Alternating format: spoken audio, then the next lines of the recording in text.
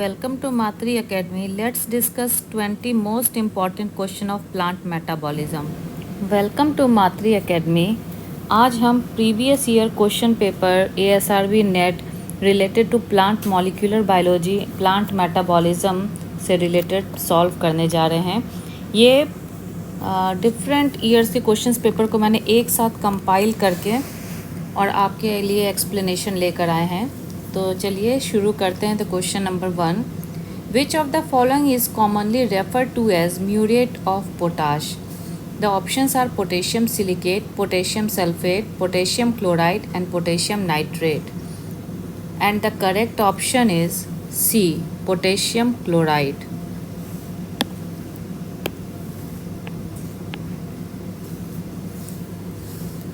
Muriate of potash is commonly name for potassium chloride. जैसा कि आप देख रहे हैं पोटेशियम क्लोराइड, जिसका केमिकल फॉर्मूला होता है KCl। It is widely used as potassium fertiliser and it is very important for plant growth. ठीक है, अब हम नेक्स्ट क्वेश्चन की तरफ चलते हैं। The devastating impact of plant disease of human suffering and survival was first realized by epidemic of late blight of potato in USA, brown spout of rice in Bengal, late blight of potato in Europe, and rust of white in India. And the correct option is C, late blight of potato in Europe. इसको मैं आपको थोड़ा सा explain कर दूं कि the late blight of potato epidemic in Europe it had done in the mid 19th century,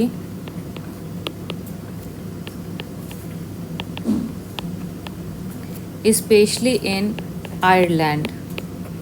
अगर इससे रिलेटेड क्वेश्चन आता है तो the disease caused a massive potato famine leading to widespread starvation, disease and death because in many countries the staple food is potato। ठीक है, अगर हम इसके जो आप चार ऑप्शंस दे रहे हैं इसको भी हम डिस्कस करें, then the late blight of potato in USA। The late of blight जो फर्स्ट ऑप्शन है हमारा, the late blight of potato in USA, this is the disease which affect potatoes in the USA. It was the European epidemic। अगर इससे आपको related question आता है तो ये यूरोपियन एपिडेमिक में आता है। अगर हम दूसरे को डिस्कस करें, the late brown spot of rice in Bengal, this is a significant rice diseases but did not have any historical event. ठीक है, और अगर लास्ट वन को डिस्कस करते हैं, the rust of wheat in India, this is an important plant disease but it also did not cause the same scale of human suffering as the late blight in Europe. ठीक है, अब हम next question discuss करते हैं।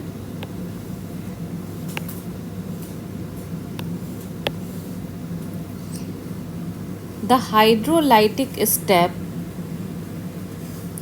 leading to the release of polypeptide chain from a ribosome is catalyzed by? The options are stop codons, peptidyl transferase, release factor and dissociation of ribosome, and the correct option is release factor. What are these release factors? These release factors are actually protein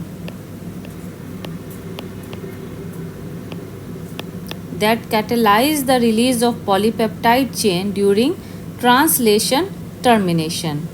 अब हम अगर इसके सारे options को discuss करें तो as you know the stop codons,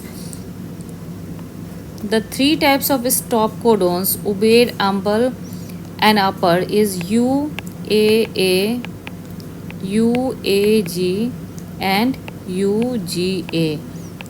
These stop codons signal the end of translation but they do not catalyze the release of polypeptide. The next one, that is the peptidyl transferase, is the enzyme responsible for forming peptide bonds during translation elongation, okay, not for the termination of translation. Then the last one, that is the dissociation of ribosome. While the ribosome dissociates after translation termination, this process is not directly responsible for release of the polypeptide chain. So when we discuss all the four options, as you see here, the correct option is release factors. Okay, move to the next question.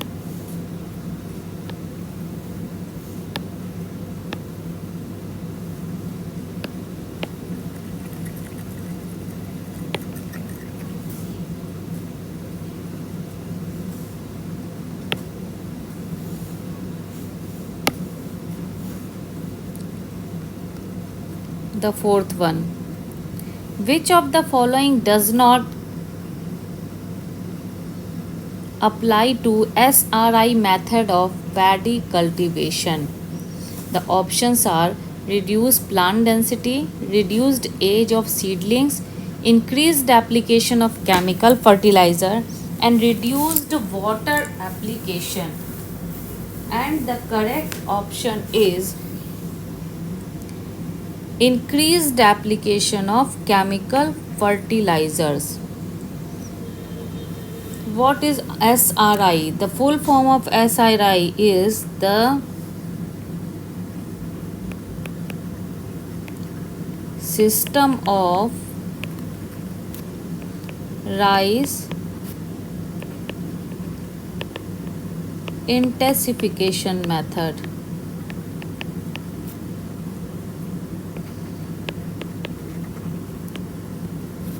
It is completely focused on reducing water application. This method completely focused on reducing water application.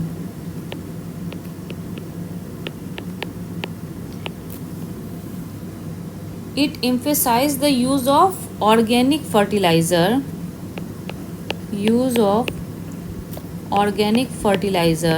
over chemical fertilizer. तो SRI method से related और भी questions आएंगे, तो आप इसको attempt कर सकते हैं, ठीक है। आई होप आपको समझ में आया होगा। And moves to the fifth question.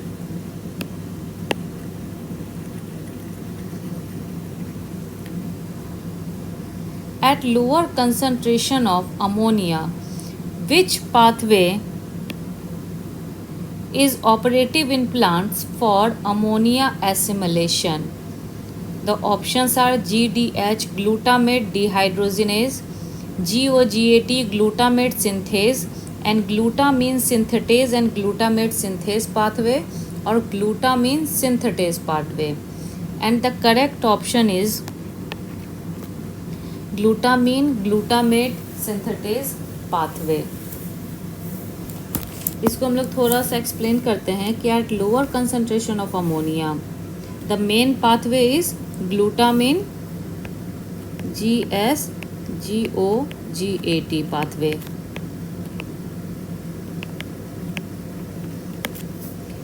पहले हम डिस्कस करते हैं glutamine synthetase. It catalyzes the conversion of glutamate and ammonia to glutamine. ठीक है. देन डिस्कस करते हैं हम glutamate synthase. It catalyses the conversion of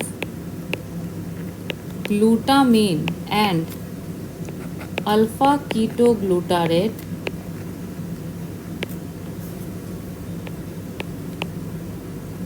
into 2 molecules of glutamate.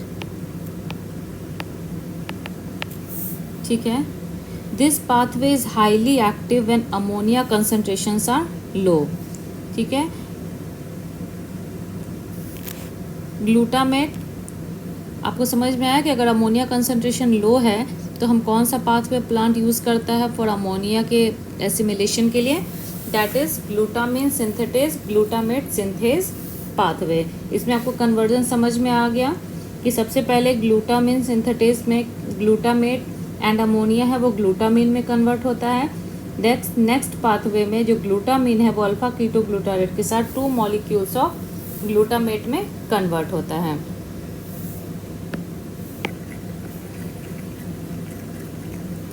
अब आप आगे देखिए, हम इसके ऑप्शंस को भी डिस्कस करते हैं। The first one is GDH means glutamate dehydrogenase. It is involved in ammonia assimilation but it primarily operates at higher concentration of ammonia। अभी आपसे पूछा गया था लोअर कंसंट्रेशन का, लेकिन अगर पूछा जाए कि अमोनिया एसिमिलेशन प्लांट्स में किस एंजाइम्स के प्रेजेंस में होता है जब कंसंट्रेशन ऑफ अमोनिया हायर हो, तो दैट इज़ ग्लूटामेट डिहाइड्रोजिनेज। ठीक है, अब हम नेक्स्ट को डिस्कस करते हैं GS, then glutamine synthetase. Glutamine synthetase alone is not sufficient for complete assimilation process, as you seen earlier that it is with conjunction with glutamate synthetase, then it is optimal for the ammonium assimilation। ठीक है, आपको समझ में आ गया कि अगर lower concentration है तो कौन सा पाथवे यूज़ कर रही है प्लांट, और अगर हायर कंसंट्रेशन है तो प्लांट्स यूज़ कर रहा है हमारा ग्लूटामेट डिहाइड्रोजिनेज पाथवे। ठीक है, अब हम नए क्वेश्चन की तरफ चलते हैं। 6th one, which of the following is the vertisol? Black cotton soil, sandy loam sodic soil, submontane soil या रेड सैंडी लोम सॉइल?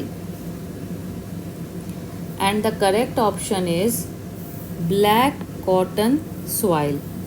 इसको हम थोड़ा सा इसका देख लेते हैं कि वर्टिसोल क्या है। Vertisol is a type of soil known for their high clay content. आपका जो वर्टिसोल है इसमें क्या होता है, हाई क्ले कंटेंट होता है, and their tendency to swell when wet and shrink upon drying। ठीक है, आपको समझ में आया इसका क्या होता है? These to the characteristic formation of, इसका swell और shrink ये जो फंक्शन है इसकी वजह से जो होता है वो हो जाता है आपका characteristics formation of deep cracks on the soil। ठीक है, the black cotton soil is also known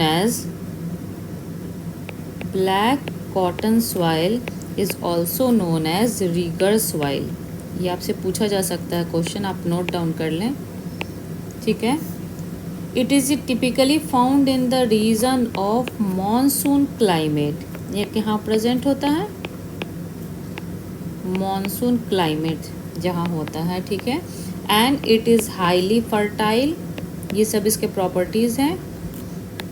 मैं एक क्वेश्चन से आपको बहुत सारा क्वेश्चन समझाने का प्रयास कर रही हूँ। ठीक है, आपको समझ में आया ब्लैक कॉटन सॉइल का, वर्टिसोल के क्या प्रॉपर्टीज़ हैं। ब्लैक कॉटन सॉइल को हम और क्या बोलते हैं? Rigour soil.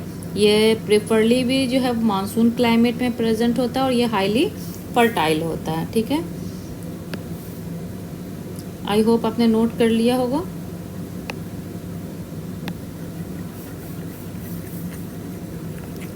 चलिए अब इसका जो हम सेकंड ऑप्शन भी डिस्कस कर लेते हैं, that is the sandy loam sodic soil. ठीक है, ये जो हमारा है B, sandy loam sodic soil. This type of soil contains a mixture of sand and silt. Sand and silt का ये मिक्सचर है। ठीक है, but it is not vertisol. It has high amount of sodium salts which make it less suitable for cultivation, less suitable for cultivation. ठीक है, आपको समझ में आ गया ये क्या होता है। सैंडी लोम सॉडिक सॉइल जो है वो मिक्सचर है सैंड एंड स्लिट का, वर्टिसोल नहीं है। इसमें सोडियम सॉल्ट्स की प्रचुर मात्रा होती है, लेकिन ये लेस सुटेबल होता है हमारा कल्टीवेशन के लिए। I hope you understand. चलिए इसके बाद हम डिस्कस करते हैं सब माउंटेन सॉइल, या इसको हम बोलते हैं तराई सॉइल। क्योंकि ज़रूरी नहीं ना कि एक एग्ज़ाम में अगर आपका ब्लैक कॉटन सॉइल से रिलेटेड क्वेश्चन आया है तो नेक्स्ट ईयर हो सकता है ये इससे अलग हट के आए, इन ऑप्शंस में से कोई क्वेश्चन बन जाए। These soils are found in the foothills of Himalayas.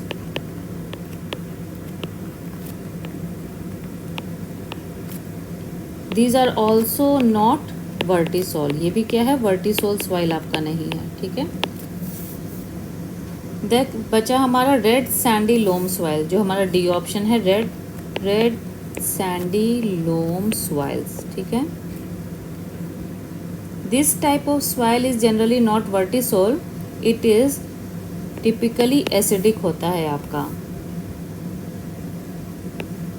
ये सॉइल क्या होता है हमारा, एसिडिक सॉइल होता है। ठीक है, and found in the areas with high rainfall. और ये कौन से एरियाज में प्रेजेंट होता है, जहाँ पर कि आपका हाई रेनफॉल होता है। ठीक है,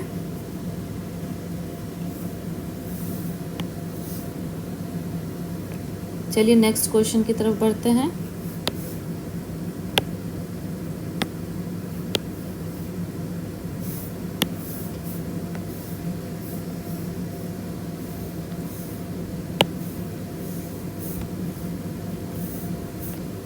The decarboxylation reaction in case of C4 plants take place inside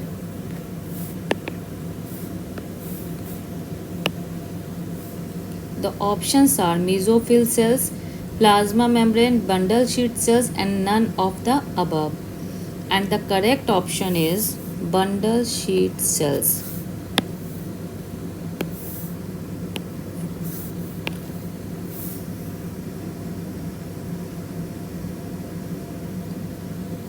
इसको हम थोड़ा सा डिस्कस करते हैं इस क्वेश्चन को, कि the carbon dioxide fixation happens in the mesophyll cells. आपको पता है कि कार्बन डाइऑक्साइड का फिक्सेशन कहाँ होता है, मेसोफिल सेल्स में, where it is initially fixed into a 4 carbon compound that is oxaloacetate by the enzyme phosphoenol pyruvate carboxylase। ठीक है, ये एक आपका बेसिक मैं बता रही हूँ कि C4 प्लांट्स में डीकार्बोक्सिलेशन रिएक्शन होता है आपका बंडल शीट सेल्स में। ठीक है, लेकिन carbon dioxide fixation happens in the mesophyll cells. और वहाँ क्या होता है, हमारा जो फर्स्ट हमारा जो 4 कार्बन कंपाउंड है ऑक्सिलोएसिटेट, वो इनिशियली फिक्स्ड होता है हमारा ऑक्सिलोएसिटेट में by the enzyme phosphoenol pyruvate carboxylate. ठीक है, this 4 carbon compound is then transported to the bundle sheath cells. ये हमारा जो 4 कार्बन कंपाउंड है ऑक्सिलोएसिटेट, देन ये ट्रांसपोर्टेड होता है फिर कहाँ, बंडल शीट सेल्स में, where carbon dioxide is released. Carbon dioxide is released through decarboxylation by the enzyme pyruvate decarboxylase. ये कार्बन डाइऑक्साइड क्या हो जाता है, रिलीज हो जाता है by the enzyme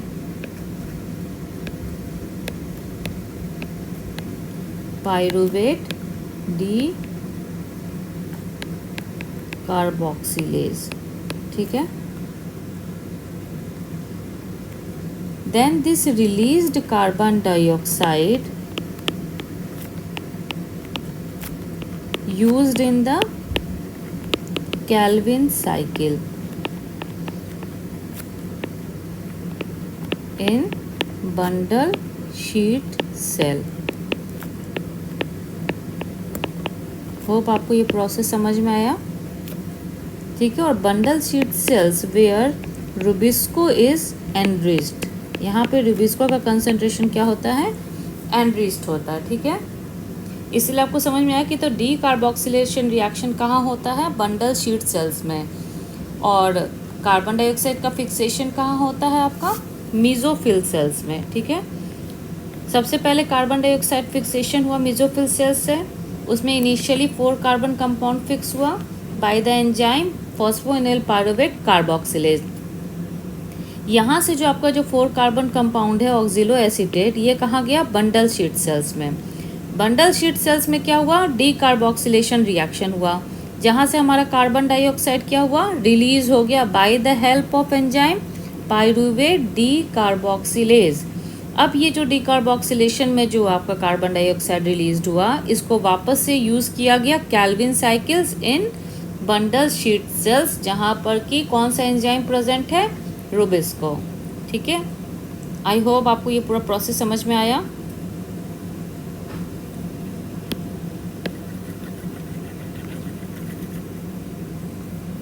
चलिए चलते हैं दूसरे क्वेश्चन की तरफ। The gross ATP required for adding one amino acid during biosynthesis is, the options are 4, 3, 4, 2, 1, 3। पहले मैं आपको इसका थोड़ा सा एक्सप्लेनेशन बताती हूँ, तब आंसर की तरफ चलते हैं। देखिए 2 ATPs are used to activate the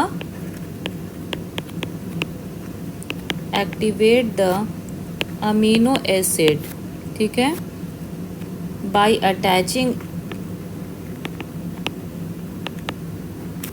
to tRNA via enzyme amino acyl tRNA synthetase, ठीक है। आपको समझ में आया कि 2 ATPs का कंजप्शन कहाँ हो रहता है, to activate the amino acid by attaching to tRNA via enzyme amino acyl tRNA synthetase. And 1 GTP का कंजप्शन होता है आपका during elongation cycle of translation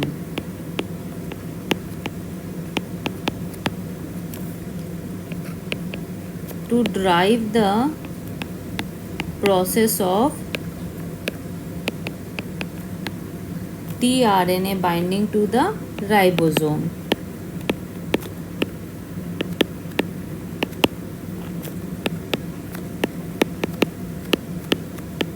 ठीक है।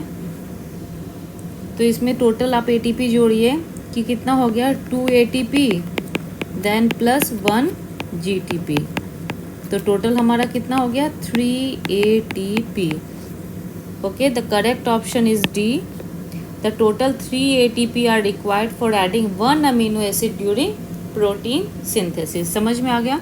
अगर अलग अलग भी पूछा जाए कि for activation of amino acid by attaching to tRNA, तो 2 ATP का कंजप्शन होता है, और इलोंगेशन साइकिल में जब ट्रांसलेशन होता है to drive the process of tRNA binding to the ribosome 1 GTP का कंजप्शन होता है। तो ग्रॉस हमारा एक अमीनो एसिड को ऐड करने के लिए प्रोटीन बायोसिंथेसिस में 3 ATPs रिक्वायर्ड है।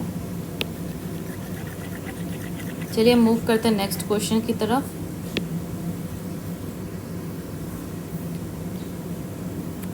In C4 plants, the first stable product is malic acid, acetic acid, oxaloacetic acid, phosphoenol पारुवेट। ये अभी मैंने आपको अर्लियर अभी समझाया कि फर्स्ट हमारा स्टेबल प्रोडक्ट क्या होता है, ऑक्जेलो एसिटिक एसिड, ठीक है। और ये प्रोसेस कहाँ पर होता है हमारा, मीजोफिल सेल्स में, ठीक है।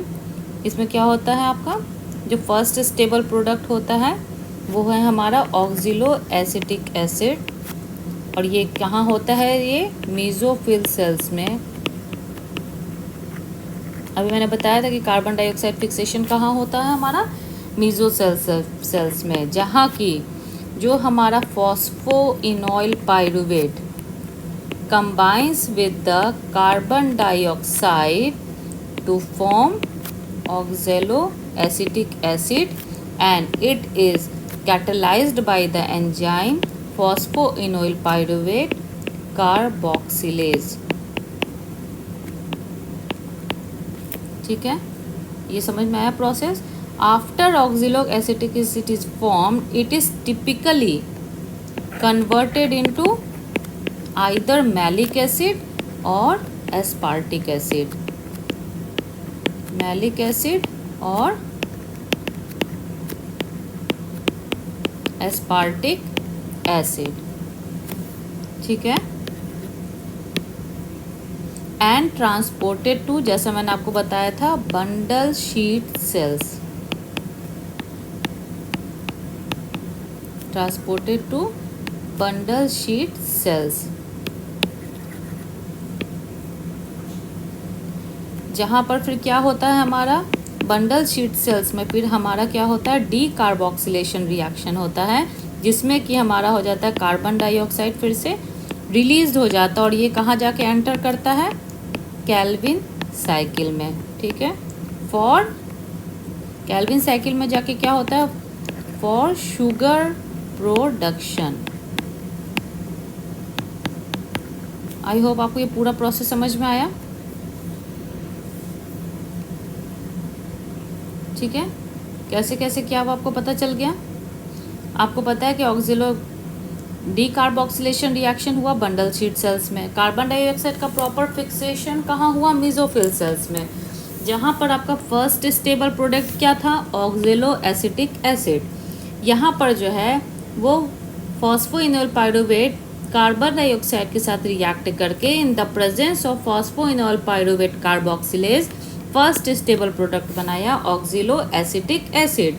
ऑक्सिलो एसिटिक एसिड क्या होता है, then it typically converts into either malic acid और एस्पार्टिक एसिड, जिसके बाद में आप जानते हैं कि मैलेट एस्पार्टेट शटल के थ्रू ये मैलिक एसिड और एस्पार्टिक एसिड कहाँ मूव कर जाता है, बंडल शीट सेल्स में। यहाँ पे जाके फिर क्या होता है हमारा डी कार्बोक्सिलेशन रिएक्शन, जिसमें कार्बन डाइऑक्साइड रिलीज हो जाता है, और ये कार्बन डाइऑक्साइड वापस से री एंटर करता है केल्विन साइकिल में, और केल्विन साइकिल में क्या होता है, एंटर करने के बाद वहाँ पे स्टार्च या शुगर का प्रोडक्शन होता है। ठीक है, आपको इतना समझ में आया। चलिए आगे बढ़ते हैं नए क्वेश्चन की तरफ।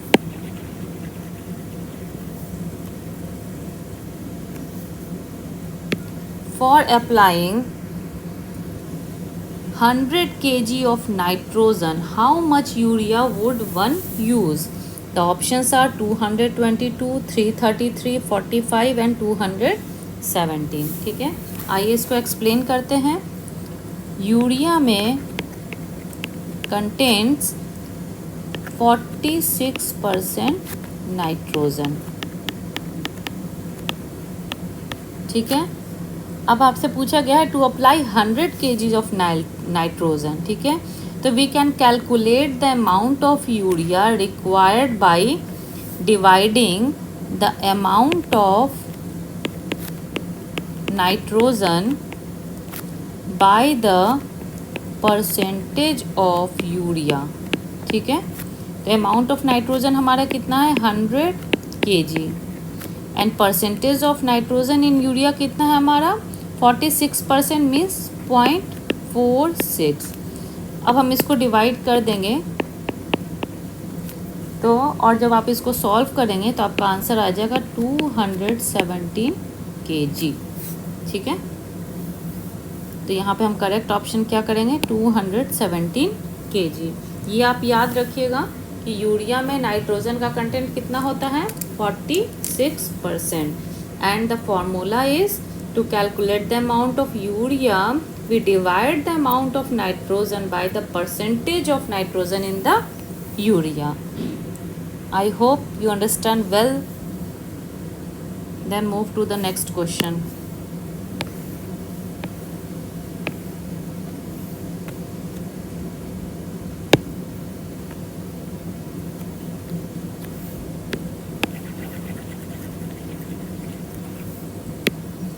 Ergot disease is caused by which pathogen on which host? The options as you see here: Dracula sorconana on wheat, Puccinia recondita on wheat, Claviceps purpura on rye, and Albugo candida on mustard.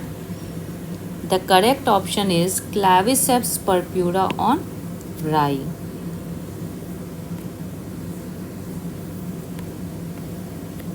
Okay. The ergot disease is caused by the fungus. आपका जो क्लैविसेप्स purpura ये क्या है? एक fungus है which primarily affect the rye and other cereals also like wheat and barley. ठीक है. This pathogens produces toxic alkaloids. ये क्या प्रोड्यूस करता है? Toxic alkaloids which can lead to serious health issue in humans and animals. humans में and animals में क्या होता है? serious health issue cause करता है. ठीक है. and this is called ergotism, a condition caused by these toxins. इस जो ह्यूमन और एनिमल में जो ये कंडीशन डेवलप होता है इसको हम क्या बोलते हैं? इर्गोटिज्म. ठीक है. एंड इसमें क्या क्या इर्गोटिज्म में सिम्टम्स आपके क्या क्या आते हैं? Gangrene, hallucination, gangrene and hallucination. ठीक है.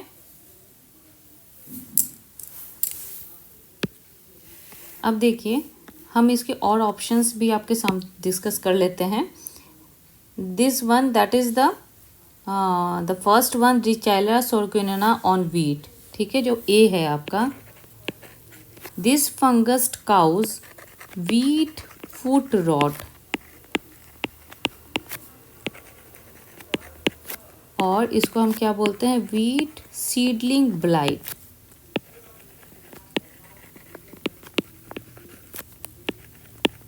देखिए मैं आंसर के साथ साथ जो ऑप्शन सही नहीं है उसको भी इसलिए डिस्कस करती हूँ क्योंकि ये एक स्ट्रैटेजी है ताकि हम मल्टीपल क्वेश्चंस, एक क्वेश्चन से मल्टीपल क्वेश्चन निकाल सके आने वाले एग्जाम्स के लिए. और जब SRB नीट के प्रीवियस ईयर में अगर ये क्वेश्चन पूछा गया है तो इसका आप समझ रहे होंगे कि इस क्वेश्चन का वेटेज कितना ज़्यादा है. अब इसी वेटेज को ही वो कंटिन्यू करेंगे आगे लेकिन दूसरे फॉर्म में, इसलिए इसका ऑप्शंस डिस्कस करना it is very important for your upcoming examination. ठीक है. तो आप मैंने ऑप्शंस ए डिस्कस कर रही हूँ. Ricella sorquinana on wheat, it is also called wheat foot rot और व्हीट सीडलिंग ब्लाइट. ठीक है. और ये क्या है? इट इज़ अफेक्टिंग, आप देख रहे हैं, wheat seedlings and cause symptoms like root rot and damping off. ठीक है. अब जो नेक्स्ट है B, Puccinia recondita on wheat. This pathogen responsible for wheat leaf rust.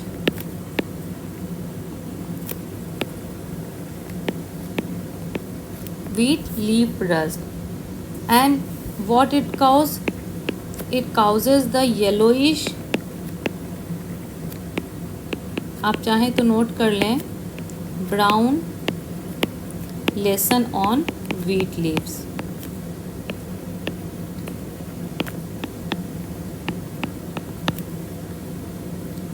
ठीक है.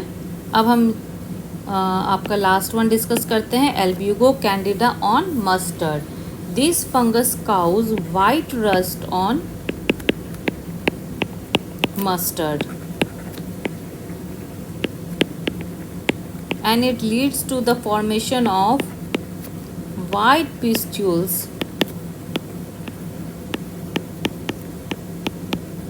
on the leaves, stems and flowers.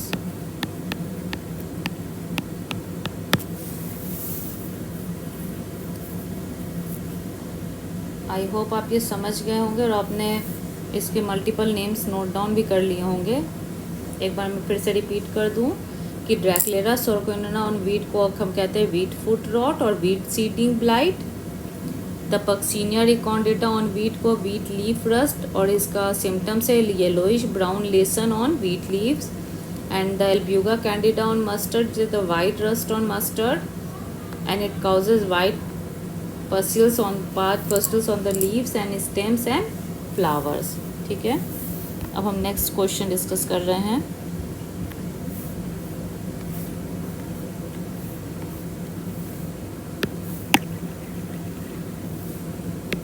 ठीक है, ये एक assertion रीजन क्वेश्चन है.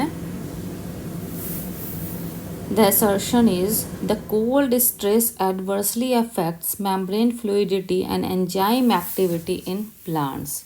And इसका रीज़न दिया गया है कि low temperature reduce the kinetic energy of lipid bilayers causing phase transition and rigidity. ठीक है, आपके पास 4 ऑप्शंस है कि both assertion and reason are true and reason is the correct explanation of assertion. Assertion is true, reason is false, assertion is false and reason is true and both are false.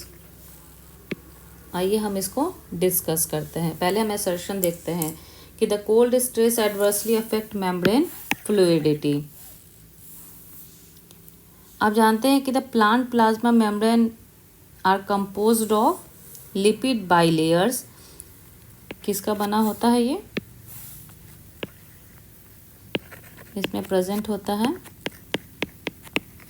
Lipid bilayers that must maintain a fluidity for proper functioning. ठीक है,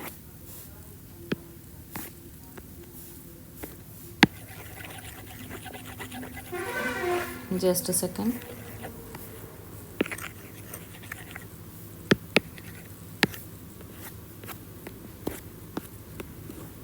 ठीक है, क्या मैंने बताया आपको?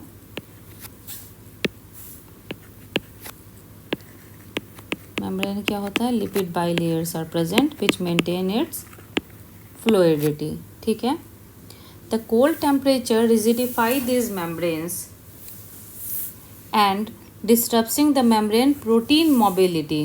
Okay, enzymatic reactions many which are of temperature dependent slow down or halt under low temperature stress, affecting metabolic processes such as photosynthesis, respiration and protein synthesis. तो आप देख रहे हैं कि कोल्ड स्ट्रेस से क्या क्या हैम्पर हो रहा है प्लांट्स में, उसके photosynthetic metabolic process, respiration and protein synthesis. इसके अकॉर्डिंगली जो हमारा रीज़न दिया है कि low temperature reduce the kinetic energy of lipid bilayer. इसको हम डिस्कस करते हैं कि at the low temperature the kinetic energy of membrane lipids decreases. Low temperature पे जो काइनेटिक एनर्जी होता है वो भी क्या होता है हमारा? डिक्रीज होता है, leading to a transition from a fluid to gel state. Means liquid to solid phase का ट्रांजिशन होता है. This phase transition impairs membrane permeability. अब आप जान रहे हैं कि जब फेज ट्रांसमिशन हो रहा है तो मेम्ब्रेन परमेबिलिटी एंड फ्लेक्सिबिलिटी क्या होगा? इम्पेयर्स होगा. And plants respond by increasing the proportion of unsaturated fatty acids which introduce kinks in lipid tails and helps membrane fluidity. अब इसके अगेंस्ट में क्या होता है कि प्लांट्स रिस्पॉन्ड करता है और वो अनसैचुरेटेड फैटी एसिड्स के जो हमारा अनसैचुरेटेड फैटी एसिड्स हैं इसके प्रपोर्शंस को वो इंक्रीज़ करता है, जिसकी वजह से लिपिड टेल में किंग्स प्रोड्यूस होते हैं. Kinks in lipid tail and it helps to maintain fluidity of the membrane. However, in the initial stage of cold stress, rigidity prevails and compromising protein function and signal transduction. Therefore, this reason that the low temperature reduce the kinetic energy of lipid barrier causing phase transition and rigidity, it is the perfect reason for the given assertion. ठीक है, I hope आपको समझ में आया. सो इसका correct option क्या होगा कि both assertion and reason are true and reason is the correct explanation of assertion. ठीक है, पहला था कि कोल्ड स्ट्रेस कैसे एडवर्सली इफेक्ट किया कि उनके जितने भी प्लांट के मेटाबॉलिक प्रोसेस हैं, फोटोसिंथेसिस, प्रोटीन सिंथेसिस, ये सब क्या होता है, हैम्पर होता है। लेकिन लो टेम्परेचर में काइनेटिक बिहेवियर कैसे लिपिड बाइलेयर का चेंज होता है, मैंने बताया कि लो टेम्परेचर में काइनेटिक एनर्जी डिक्रीज हो जाती है, जिसकी वजह से फेज ट्रांजिशन होता है कि जो हमारा फ्लूइड जो है, जो लिपिड का जो फ्लूइड है वो कैसे चेंज हो जाता है, through liquid to the solid stage. And this phase transmission क्या होगा, आपका मेम्ब्रेन परमिबिलिटी और फ्लेक्सिबिलिटी को इफेक्ट करेगा। अब प्लांट्स इसके अगेंस्ट में क्या करता है, इंक्रीज कर देता है proportion of unsaturated fatty acids, जो कि किंग्स इन बनाता है इनके लिपिड टेल्स में, और ये क्या करता है, वापस से हमारे मेंटेन कर देता है मेंटेन मेम्ब्रेन फ्लूइडिटी। ठीक है, तो ये क्या है, इसका करेक्ट एक्सप्लेनेशन है असर्शन का। हम अब मूव करते हैं नेक्स्ट क्वेश्चन की तरफ, वो भी एक असर्शन रीज़न ही है आपका कि द प्लांट एक्सपोज्ड, असर्शन पढ़ रही हूँ मैं, the plant exposed to cold stress active C repeat binding factors which regulate expression of cold responsive gene. ठीक है, कि plant expose to cold stress, जब कोल्ड स्ट्रेस में प्लांट एक्सपोज होता है तो क्या एक्टिवेट हो जाता है, CBF, C repeat binding factors. ठीक है, अब इसका रीज़न पढ़ते हैं।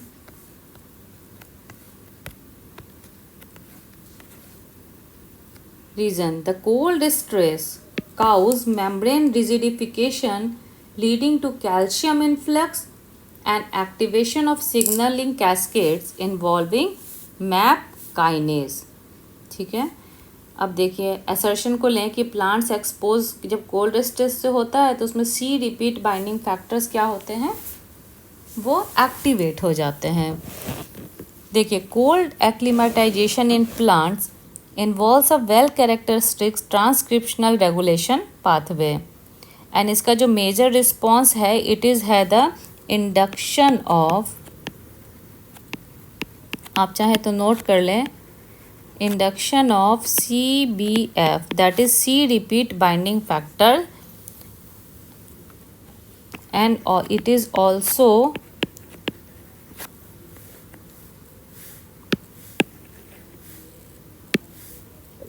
known as DREB1, that is dehydration responsive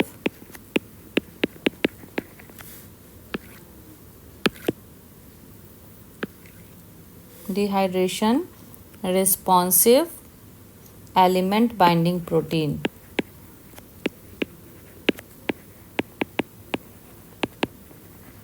element binding proteins. ठीक है, अब देखिए, these factors binds to the, ये फैक्टर कहाँ आपका बाउंड करता है, CRT DRE मोटिव से।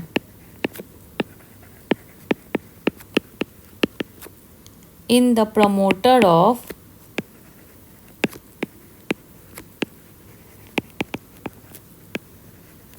Cold regulated genes. ठीक है, इतना आपको समझ में आ गया।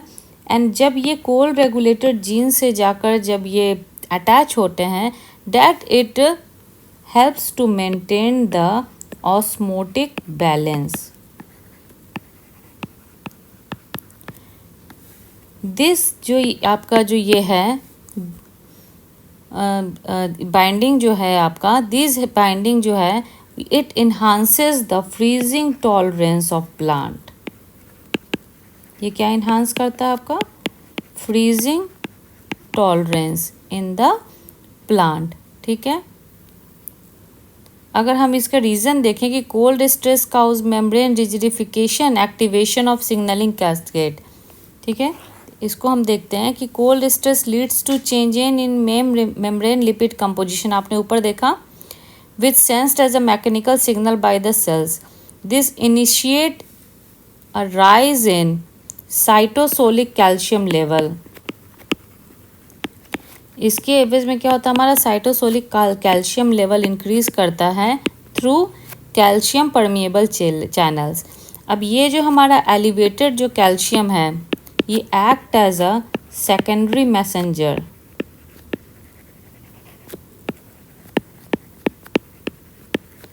secondary message and triggers downstream cascades.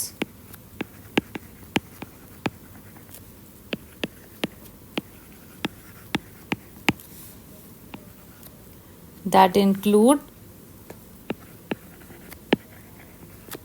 calmodulin, CDPKS, आप जानते हैं calcium dependent protein kinase, and MAPKS, mitogen activated protein kinase. These cascades further activate, ठीक है, these क्या करते हैं, ये जाके हमारे जितने भी आपके C reacted binding factor transcription factors हैं इनको जाके एक्टिवेट करते हैं थ्रू फॉस्फोराइलेशन और indirect transcriptional regulation, through phosphorylation and transcriptional regulation.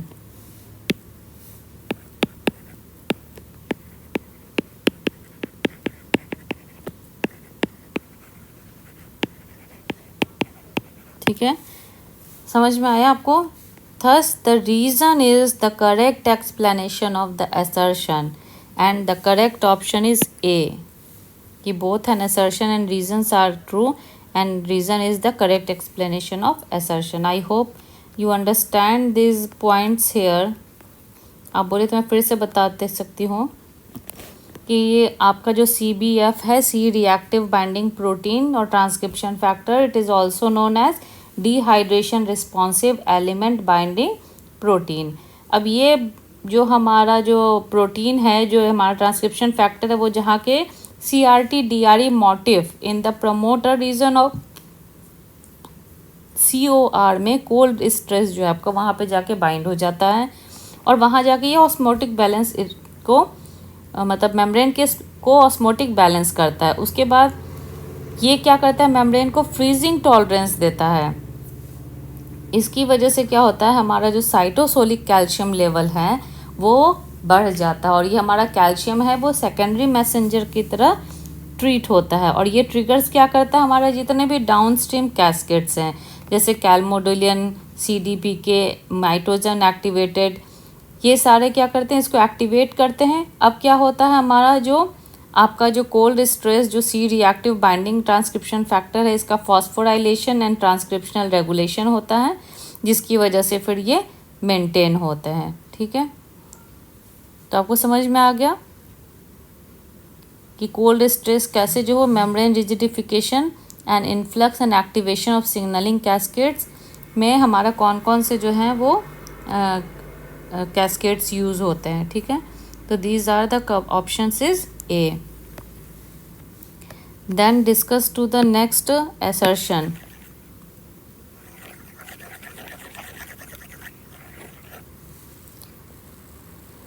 That is, the assertion is the plant adapts to heat stress by synthesizing heat shock proteins.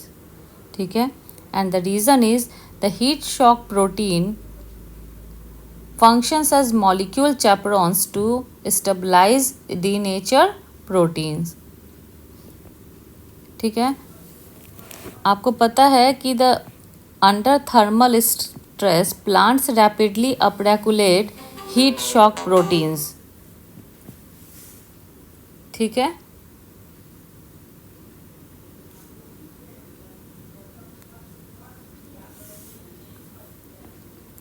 और heat shock proteins में कौन कौन से आते हैं, हमारे हीट शॉक प्रोटीन्स में हमारे आते हैं HSP70, heat shock protein 90 and small HSPS. These are encoded by heat shock genes and regulated by heat shock transcription factors. Heat shock transcription factors, ठीक है। These heat shock transcription factors are universally conserved, ठीक है, ये change नहीं होते हैं, conserved and play a protecting role for thermal denaturation, thermal denaturation, ठीक है। अब हम इसको डिस्कस करते हैं कि heat shock proteins act as a molecular chaperone assisting in the correct folding of nascent protein and refolding of degradation of misfolded proteins, ठीक है। कैसे ये स्टेबलाइज करता है डीनेचर प्रोटीन को, कि ये जितने भी जो नेसेंट प्रोटीन्स होता है उसका करेक्ट फोल्डिंग करता है, और जितने भी अब आपका जो मिस फोल्डेड प्रोटीन्स है वो उसको रीफोल्ड करता है। जानते हैं कि ड्यूरिंग हीट स्ट्रेस क्या होता है, प्रोटीन्स डीनेचर हो जाता है and losing their tertiary structure, और अपने टर्चरी स्ट्रक्चर को लूज कर देता है। ये HSP जो आपका है हीट शॉक बाइंडिंग प्रोटीन्स, ये bind to exposed hydrophobic regions of hydrophobic region of denatured protein.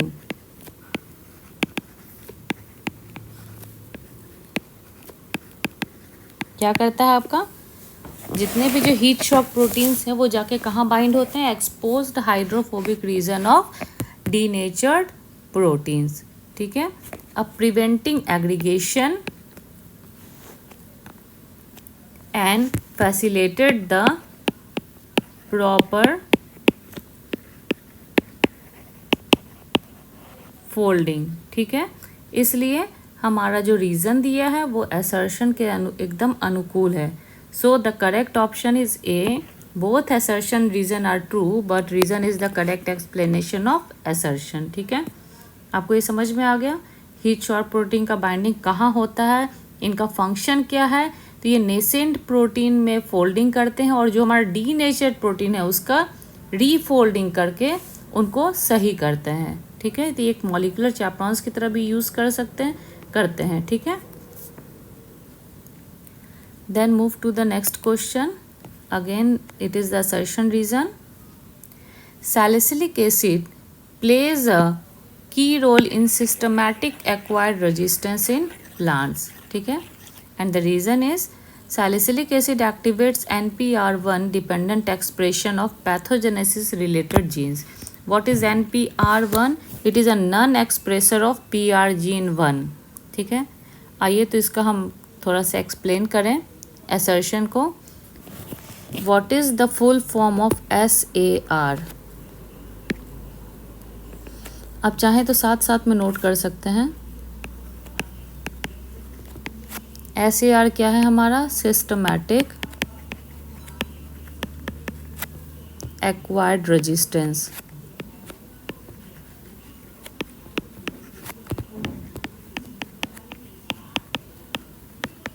ठीक है।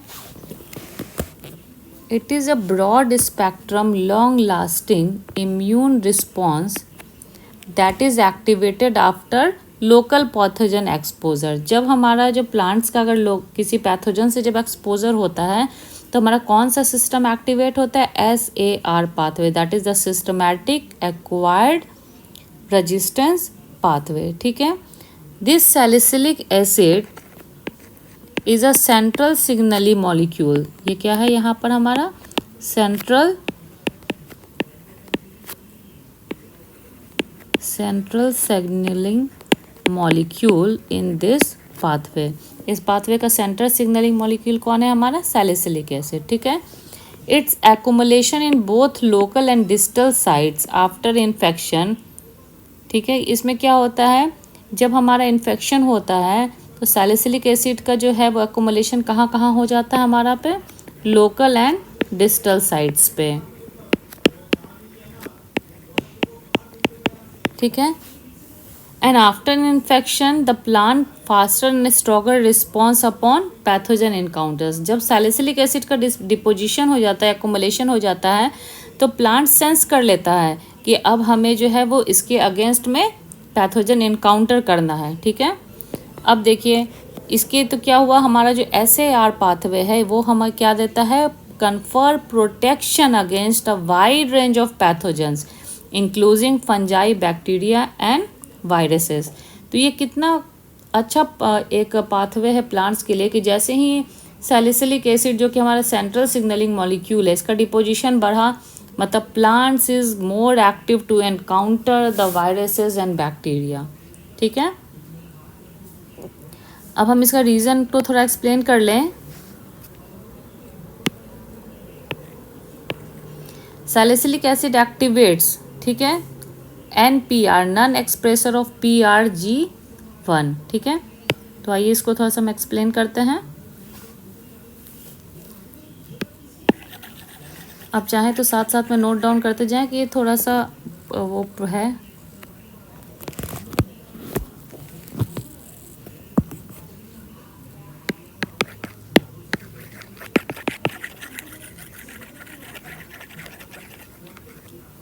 चलिए इसको डिस्कस करते हैं थोड़ा सा। आपको मैंने बताया NPR1, इसका फुल फॉर्म होता है हमारा नन एक्सप्रेसर ऑफ PRG1। ठीक है, it is a master regulator of SA signalling. Salicylic acid signalling का ये मास्टर रेगुलेटर है। ठीक है, upon salicylic acid accumulation, redox change in the cytoplasm reduce oligomeric. जब हमारा सैलिसिलिक एसिड का डिपोजिशन होता है तो इसका क्या होता है, हमारा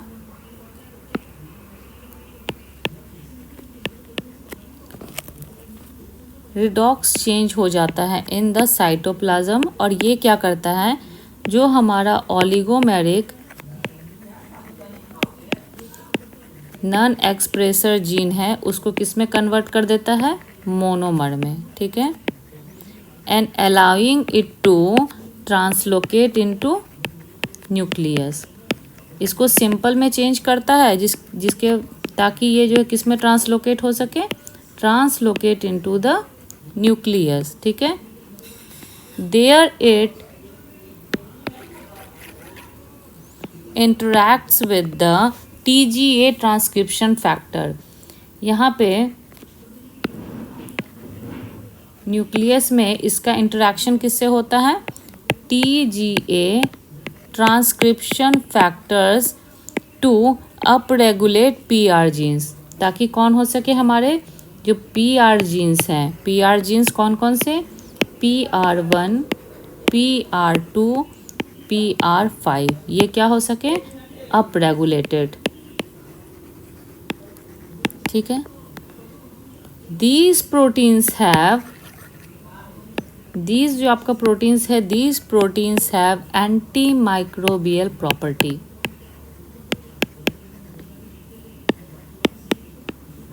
इन प्रोटीन्स का क्या होता है, एंटी माइक्रोबियल प्रॉपर्टी होता है, and these contribute to pathogen resistance. ठीक है, ये आपको समझ में आ गया कि non expresser of PR gene क्या होता है, ये मास्टर रेगुलेटर है सैलिसिलिक एसिड सिग्नलिंग का। क्योंकि जब सैलिसिलिक एसिड का एक्युमुलेशन होगा तो क्या होता है, साइटोप्लाज्म का रिडॉक्स पोटेंशियल चेंज हो जाता है, और हमारा जो ओलिमरिक NPR1 है वो किस में चेंज हो जाता है, मोनोमर में। क्यों होता है, ताकि ये न्यूक्लियस में ट्रांसलोकेट हो सके, वहाँ जाके ये जितने भी ट्रांसक्रिप्शन TGA ट्रांसक्रिप्शन फैक्टर्स हैं उसको उसके जो है वो इंड्यूस कर सके, ताकि वो जितने PR जीन्स हैं इनको अप रेगुलेटेड करें।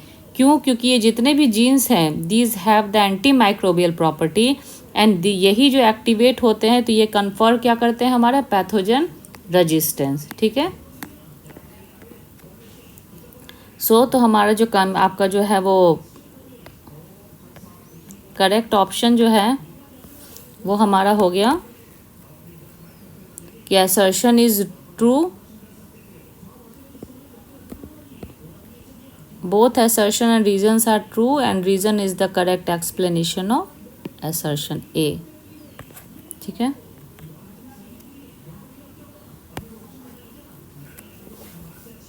चलिए हम दूसरे क्वेश्चन की तरफ आगे बढ़ते हैं।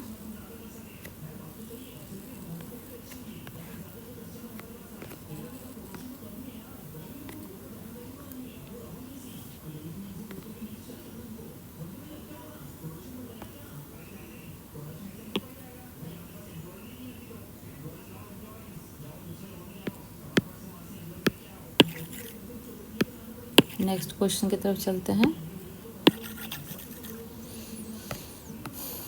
That is the 16th one. फिर से असर्शन रीज़न है आपके लिए कि exposure to UVB radiation induces the expression of DNA repair genes in plants। And इसका रीज़न क्या दिया है कि UVB radiation causes DNA damage including pyrimidine dimers and strand breaks। अब इसके लिए पहले हम कुछ एक्सप्लेनेशन को समझते हैं इसको कि व्हाट इज़ UVB रेडिएशन। तो आप जानते हैं UVB रेडिएशन क्या है और इसका आपका वेवलेंथ कितना होता है। तो UV रेडिएशन का वेवलेंथ होता है 280 to 350 nanometre. It is a component of solar radiation.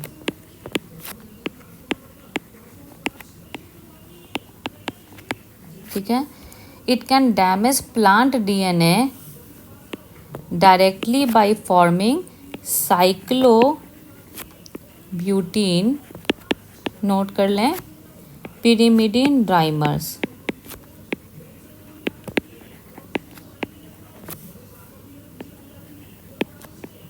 ठीक है।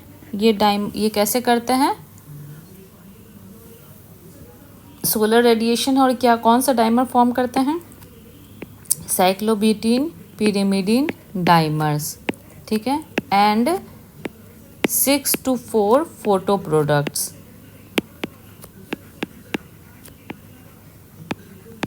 ठीक है। और इस क्या करते हैं, it can distort the DNA structure. और ये DNA स्ट्रक्चर का क्या करते हैं, डिस्टॉर्शन। ठीक है। ये समझ में आ गया कि एक्सपोजर टू अगर UV रेडिएशन होगा तो कैसे जो है वो प्लांट के डैमेज होता है। ठीक है। अब एज अ प्रोटेक्टिव रिस्पॉन्स, ठीक है, अब ये तो इसने तो प्लांट्स को डैमेज किया, प्लांट्स का भी तो अपना कुछ प्रोटेक्टिव रिस्पॉन्स होगा। तो as a protective response plant activates photoreactivation and plants क्या एक्टिवेट करता है हमारा, फोटो रीएक्टिवेशन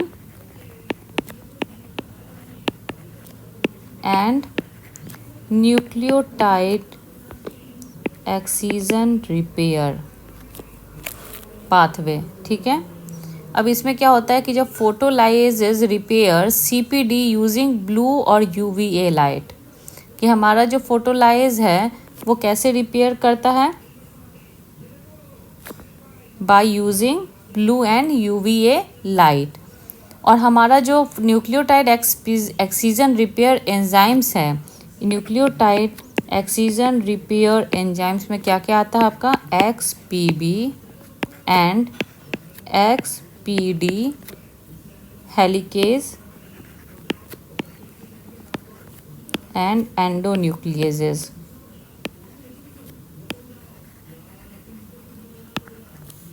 ठीक है। It removes bulky lesion and restore. ये जितना भी हमारा जो प्रोटीन डाइमर, जो हमारा डाइमर बनने से जो बल्की लीजन्स हुआ है इसको क्या करता है, ये रिमूव करता है एंड रीस्टोर्स DNA इंटीग्रिटी।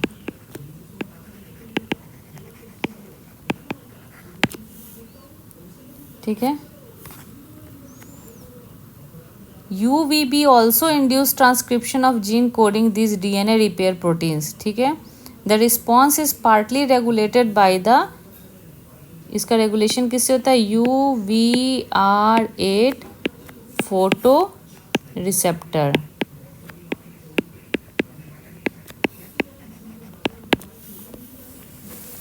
ठीक है। तो ये आपको समझ में आएगा कि UVB radiations causes DNA damage including pyrimidine dimers and strand breaks.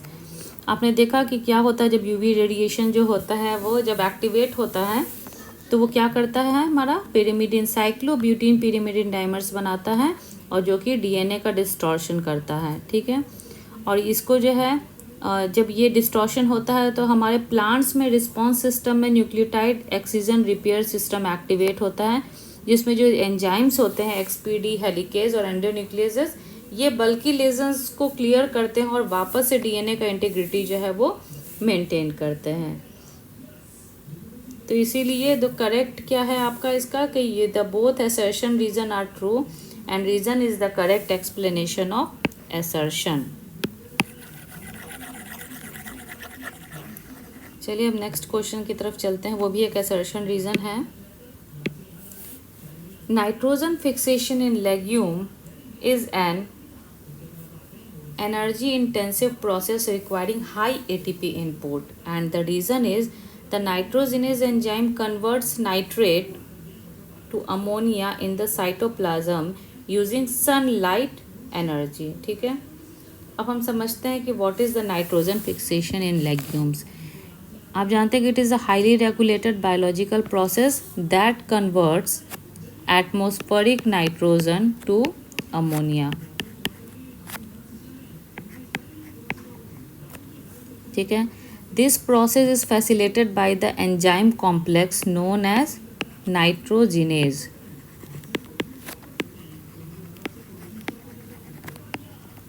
Nitrogenase, ठीक है, which operates under anaerobic condition. ये एनारोबिक कंडीशन में ऑपरेट होता है, करता है।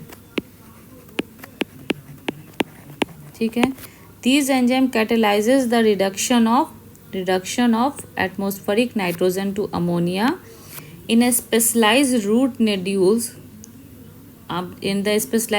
nodules formed due to symbiotic association between legumes and rhizobium।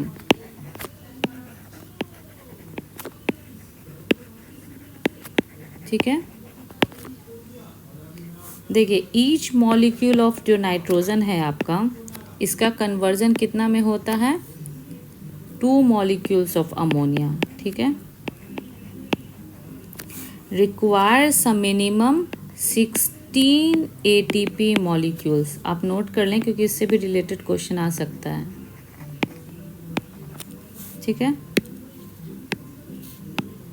आपने देखा कि for each molecules of nitrogen gas reduce to 2 molecules of ammonia require a minimum of 16 ATP molecules. ठीक है, making it is a very high energy demanding process. ठीक है, ये क्या है हमारा, बहुत हाई एनर्जी डिमांडिंग प्रोसेस है।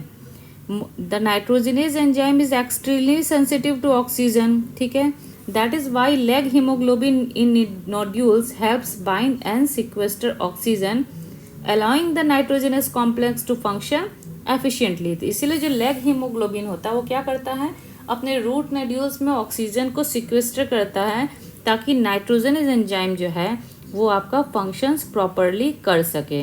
ठीक है, तो इसलिए आपने देखा कि the nitrogen enzyme converts nitrate to ammonia. ये तो आपने देख लिया कि नाइट्रोजन एंजाइम कैसे हाई एनर्जी इंटेंसिव प्रोसेस है, क्योंकि एक मॉलिक्यूल ऑफ नाइट्रोजन को 2 मॉलिक्यूल्स ऑफ अमोनिया में कन्वर्ट करने में हमारा कितना ATP जा रहा है, 16 ATP। अब हम रीज़न को ज़रा देखें कि the reason provide is scientifically incorrect. ये रीज़न जो आपको दिया गया ना वो इनकरेक्ट है, because the nitrogenous does not act on nitrite. आप अभी देख रहे हैं कि किस में करता है, ये नाइट्रोजिक एटमॉस्फेरिक नाइट्रोजन को अमोनिया में कन्वर्ट कर रहा है। एंड नाइट्रोजनस एंजाइम जो होता है does not act on nitrite. ठीक है, इट स्पेसिफिकली की acts on only atmospheric die nitrogen. ये किस पे सिर्फ इफेक्ट करता है, एटमॉस्फेरिक डाई नाइट्रोजन पे। आप इसको याद कर लें। ठीक है, nitrate is an oxidized form of nitrogen and its reduction to ammonia occurs through a completely different pathway है ये। ठीक है, जिसमें कि 2 एंजाइम आपको यूज़ आते हैं, एक नाइट्रेट रिडक्टेज और एक नाइट्रेट। आपका इसमें जो यूज़ होता है नाइट्रेट रिडक्टेज और नाइट्राइट रिडक्टेज। ठीक है, these enzymes are part of nitrate assimilation. इसका जो रीज़न दिया गया है ना, तो नाइट्रोजनस एंजाइम आप जान रहे वो सिर्फ किस पे एक्ट करता है, डाई नाइट्रोजन, जो एटमॉस्फेरिक डाई नाइट्रोजन है उस पे। और ये नाइट्रेट से जो अमोनिया का कन्वर्जन है ये एक डिफरेंट पाथवे है नाइट्रेट एसिमिलेशन का। किसका है, नाइट्रेट एसिमिलेशन का। ठीक है, इसको आप दे सकते हैं। इस नाइट्रेट एसिमिलेशन में 2 एंजाइम्स वर्क कर रहे हैं। ठीक है, पहला है आपका नाइट्रेट रिडक्टेज, चाहे तो आप नोट कर लें, और दूसरा है हमारा nitrite reductase.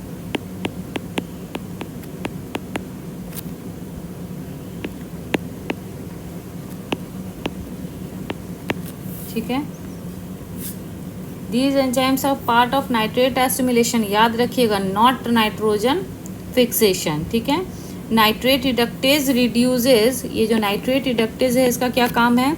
It reduces nitrite to nitrate to nitrite. ठीक है, and then nitrite to further ammonia. ठीक है, एंड नाइट्राइट टू अमोनिया का कन्वर्जन किससे होता है? नाइट्राइट रिडक्टेज से। ठीक है, तो इसका जो करेक्ट ऑप्शन होगा वो क्या होगा हमारा? दैट इज़ B1 कि असर्शन तो आपका ट्रू है लेकिन जो रीज़न है वो फॉल्स है इसका। ठीक है, तो इसमें ऑप्शन हो गया हमारा B।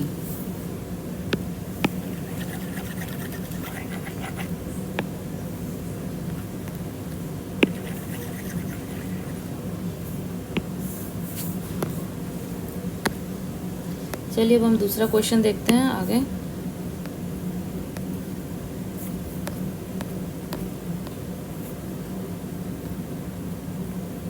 Eighteenth is again the assertion reason question।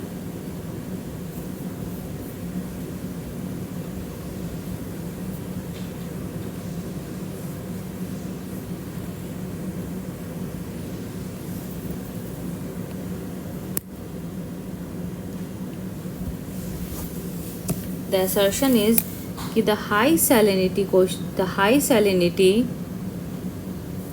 condition can lead to ionic toxicity and osmotic stress in plant। ठीक है, एंड इसका रीज़न दिया है कि excess sodium and chloride ions disturb cellular ion homeostasis and water uptake. अब हम थोड़ा सा इसका एक्सप्लेनेशन देखते हैं कि when plants are expose to saline environment, जहाँ पर कि क्या है हमारा हाई सलाइन कंसंट्रेशन है, हाई NaCl का कंसंट्रेशन है, they encounter reduce water availability. जहाँ हाई सलाइन कंसंट्रेशन है तो उसमें क्या होता है? They encounter reduced water availability and accumulation of toxics ion like sodium and chloride in the cytoplasm. ठीक है, जब वाटर एवेबिलिटी कम है इसका मतलब वहाँ पर क्या है हमारा? Osmotic stress. और अगर एक्युमुलेशन ऑफ टॉक्सिक आयन है तो वहाँ पर क्या हमको मिल रहा है साइटोप्लाज्म में? Ionic stress. Osmotic stress impairs turgor pressure. जब वाटर अवेबिलिटी कम है और ऑस्मोटिक प्रेशर ज़्यादा तो वहाँ पे हमारा क्या बढ़ रहा है? Turgor pressure. ठीक है, काउजिंग ग्रोथ रिटॉर्डेशन। एंड जो आयनिक स्ट्रेस है, ionic toxicity inhibits enzymatic activity causing oxidative stress. Osmotic pressure की वजह से हमारा क्या हो रहा है? यहाँ पे टर्गर प्रेशर इम्पेयर हो रहा है और हमारा जो आयनिक स्ट्रेस है इसकी वजह से क्या बढ़ रहा है हमारा? ऑक्सीडेटिव स्ट्रेस काउज हो रहा है। ठीक है, एंड दिस बोथ अफेक्ट क्या कर रहा है हमारा? Membrane potential. ये हमारे किसको अफेक्ट कर रहे हैं? Membrane potential and nutrient Uptake.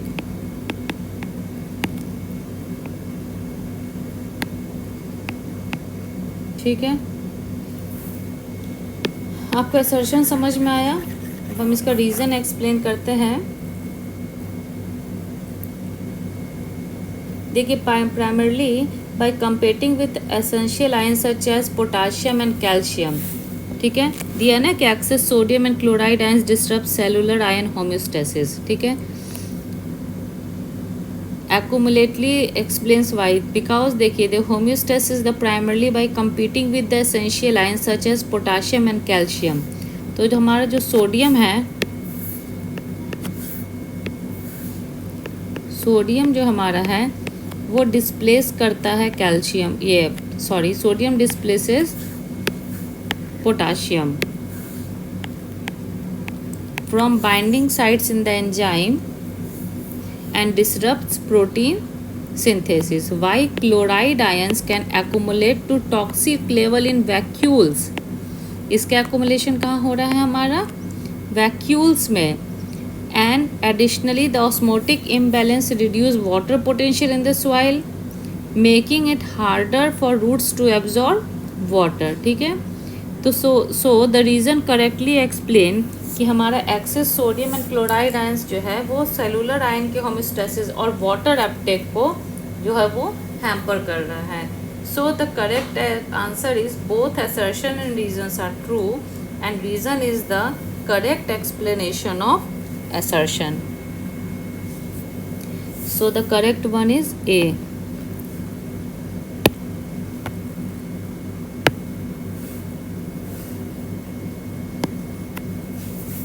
ठीक है,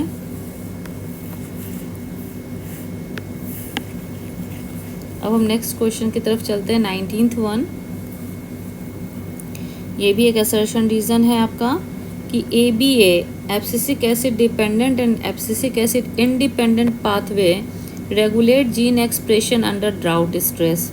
एंड इसका आपका रीज़न दिया है only the ABA abscisic acid dependent pathway use DREB transcription factors, ठीक है। अब हम देखते हैं कि जो ABA डिपेंडेंट पाथवे है वो क्या है कि when drought triggers ABA abscisic acid accumulation that regulate stress responsive genes, ठीक है। ये किसको रेगुलेट करता है? Stress responsive gene. हमारा स्ट्रेस रिस्पॉन्सिव जीन क्या है आपका? ABRE।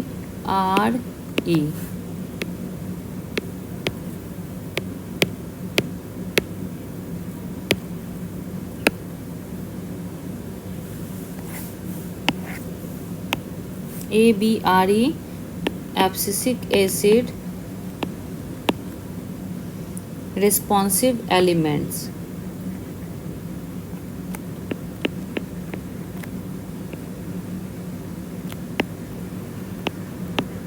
ठीक है। और जो एब्सिसिक एसिड इंडिपेंडेंट पाथवे ये involve different regulatory elements like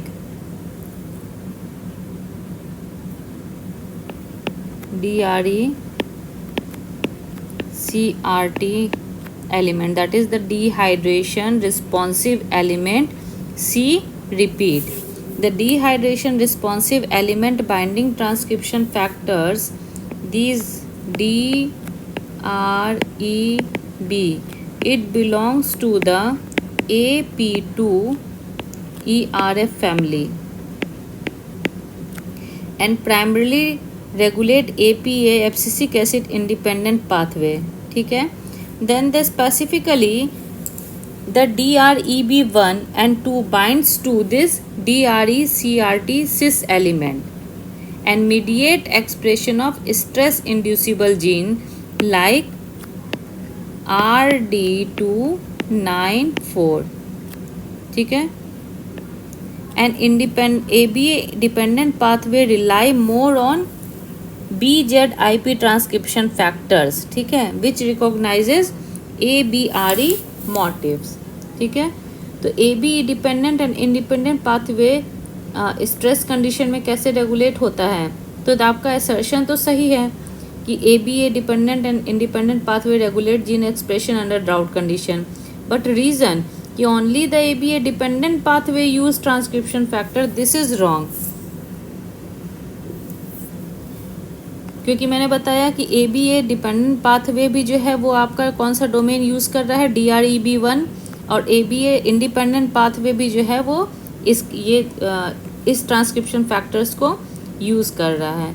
so the correct option is B, कि हमारा असर्शन तो सही है कि दोनों पाथवे एक्टिवेट होते हैं ड्राउट स्ट्रेस में, लेकिन इनका कहना कि ये जो ट्रांसक्रिप्शन फैक्टर्स यूज़ नहीं करते हैं ये गलत है। दोनों ही पाथवे में हमारा जो है वो DREB dehydration responsive element binding transcription factors use होते हैं। ABA इंडिपेंडेंट पाथवे में दीज फैक्टर्स आर RD29A है, और ABA डिपेंडेंट पाथवे में ये transcription factor BZIP transcription factor है। ठीक है,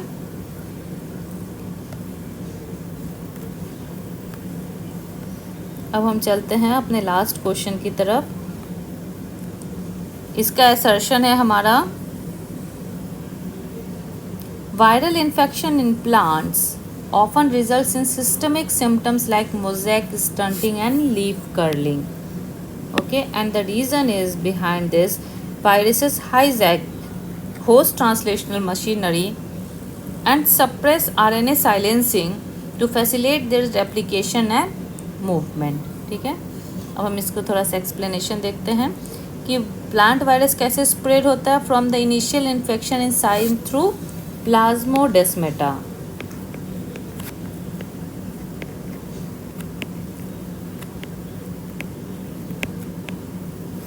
ठीक है, and phloem to distal tissue.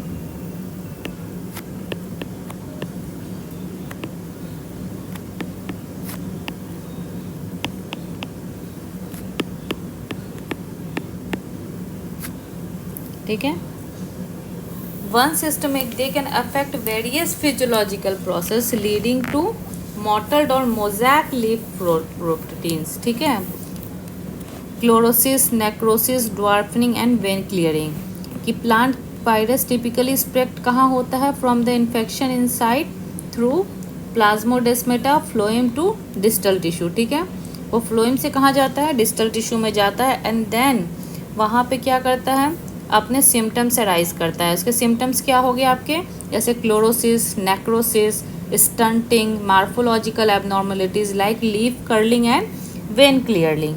अब इसका जो रीज़न दिया है कि viruses hijacks host transcriptional machinery. ठीक है, तो many plant viruses produces VSRS viral suppressor of RNA silencing to counteract the host defence mechanism. ठीक है, RNA साइलेंसिंग आप जानते हैं is a key antiviral defence involving siRNA and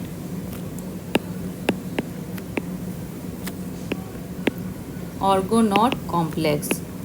silencing RNA जिसको आप बोलते हैं, ये क्या करता है, these siRNA and argonaute complex जो है वो क्या करता है, हमारा डिग्रेड वायरल RNA। ये क्या करता है, वायरल आने को डिग्रेड करता है।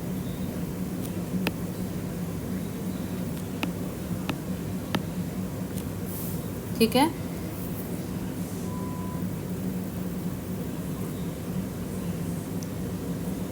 This suppression allow the virus to accumulate and spread efficiently. ठीक है, therefore the reasons correctly explain what you have seen in the assertion that the viral infection in plants results in systematic symptoms। And कैसे ये hijack करता है, ये जो है वो वायरस जो है वो host translation machinery and suppresses RNA silencing. ये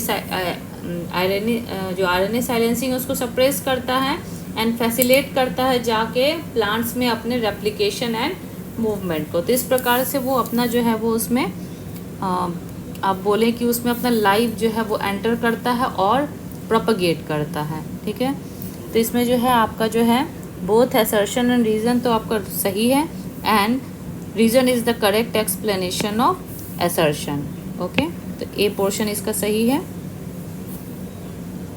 आई होप ये जो 20 क्वेश्चंस जो मैंने बहुत ही छांट के चुन के प्रीवियस ईयर से लेकर आया है plant metabolism and plant molecular biology के, आई थिंक ये डेफिनेटली आपको हेल्प करेंगे समझने में। और इसी का मैं पार्ट बी अभी 20 क्वेश्चंस का और लेकर आऊँगी, असर्शन, रीज़न एंड और डिफरेंट क्वेश्चंस का related to plant molecular biology, plant metabolism इसी तरह से मैं हर सब्जेक्ट का चैप्टर वाइज जो है आपके लिए डिफरेंट क्वेश्चन लेकर आऊँगी हर ईयर से सेलेक्ट कर करके, जो कि आपको अपकमिंग एग्जामिनेशंस में आपको हेल्प करेंगे। तो आप इसी तरह मेरे चैनल पे बने रहिए, लाइक एंड सब्सक्राइब कीजिए और अपने वैल्यूएबल कमेंट्स ज़रूर शेयर करें। अगर आपको बहुत जल्दी ही इसका पार्ट बी चाहिए और भी क्वेश्चन चाहिए या किसी और रिलेटेड टॉपिक से चाहिए तो आप मेरे को ज़रूर कमेंट बॉक्स में मैसेज करें। I am here always to help you students so that you can definitely achieve success in your life, and always my best wishes for your upcoming SRB net examination, for scientist examination, for STU SMS examination.